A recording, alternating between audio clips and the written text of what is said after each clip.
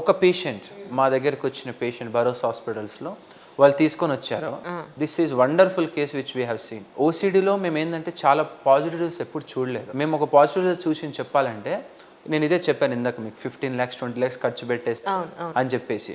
So వాళ్ళు ఏంటంటే ఎక్కడ పోయినా మెడిసిన్స్ తీసుకొని ఇంటికి వెళ్ళేసి మెడిసిన్స్ వేసుకొని తగ్గిపోతుందని చెప్పినారు. సో నేను ఒకటే అడ్వైస్ చేసిన, మీరు మెడిసిన్స్ ఇన్ని రోజులు తీసుకున్నారు కదా, నాకు ఒక 90 days వదిలేయండి, మీరు మర్చిపోండి, 90 days తర్వాత రండి అని చెప్పిన. సో వాళ్ళు నా మీద నమ్మకంతో నా దగ్గరకు వదిలేసినారు. వచ్చినప్పుడు నా చైర్ ఆఫీస్లో ఎట్లంటే అతను నా వెనకాల వచ్చి నిలబడ్డాడు. నా వెనకాల ఆయన నిలబడితే 2 places నిలబడతాడంట. ఒకటి నా వెనకాల, లేకపోతే హాస్పిటల్ బయట. ఆ 2 పొజిషన్స్ అతను కంఫర్టబుల్గా ఉన్నాయంట.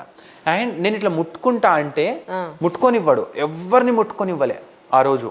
నేను ఆల్మోస్ట్ ఒక 10-15 వాళ్ళ మదర్ని కూడా ముట్టుకొనివ్వలే, వాళ్ళ ఫాదర్ని కూడా ముట్టుకొని వద్దు సార్. మేము అడ్మిట్ చేసుకున్న తర్వాత ట్రీట్మెంట్ స్టార్ట్ చేసిన తర్వాత వితిన్ 15 days అందరిని ముట్టుకోవడం కాదు కదా, అందరిని హగ్ చేసుకోవడం, నార్మల్గా నార్మల్ పర్సన్ ఎట్లయితే ఉంటారో అట్లే ఉన్నాయి.